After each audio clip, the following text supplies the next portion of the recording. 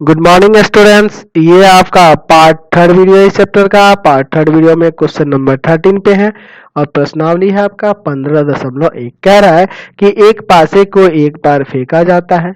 अच्छा, जब एक पासे को एक बार फेंका जाएगा तो कुल संभावित घटनाएं कौन कौन सी होंगी, यानी कि सैंपल स्पेस की मान की बात करें तो 1 2 3 4 5 और 6, ये इसका सैंपल स्पेस होगा। यानी इसको ऐसे लिख सकते हैं, कुल संभावित परिणाम कितने हो जाएंगे? 6 हो जाएंगे, है ना, यही ना 6 होंगे।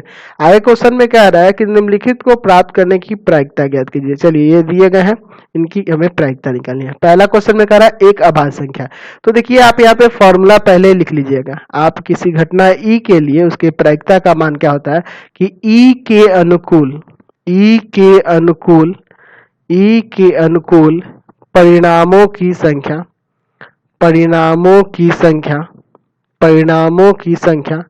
या घटनाओं की संख्या, ऐसे भी लिख सकते हैं, बटा में कुल संभावित परिणाम या कुल संभावित घटना भी ऐसे लिख सकते हैं। ठीक है, परिणाम या घटना कोई भी यूज कर सकते हैं। चलिए, अब देखिए पहले क्वेश्चन में क्या रहा है कि एक अभाज्य संख्या। चलिए, हमें प्रायिकता किसकी निकालनी है? तो एक अभाज्य संख्या प्राप्त हो। तो अभाज्य संख्याएं कौन कौन सी होती हैं इसमें?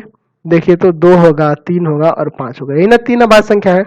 तो 3 और बटा में टोटल कितनी है? 6, काट दीजिए, 1/2 इसकी प्रायिकता होगी।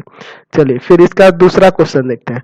कह रहा है 2 और 6 के बीच स्थित कोई संख्या। तो 2 और 6 के बीच स्थित कौन सी संख्या है? 3 4 5, यही ना 3 है।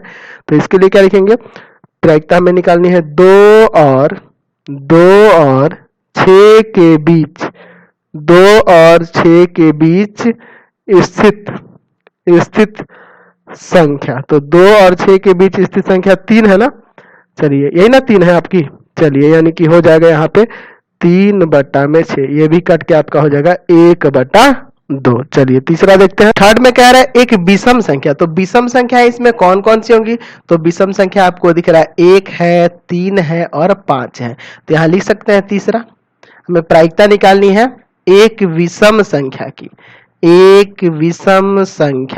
तो एक विषम संख्या आपकी कितनी हो रही है? 3 हो रही है ना, 1 3 और 5, यानी कि 3/6, यानी 1/2 इसकी प्रायिकता होगी। चलते हैं नेक्स्ट क्वेश्चन पे। चलिए, क्वेश्चन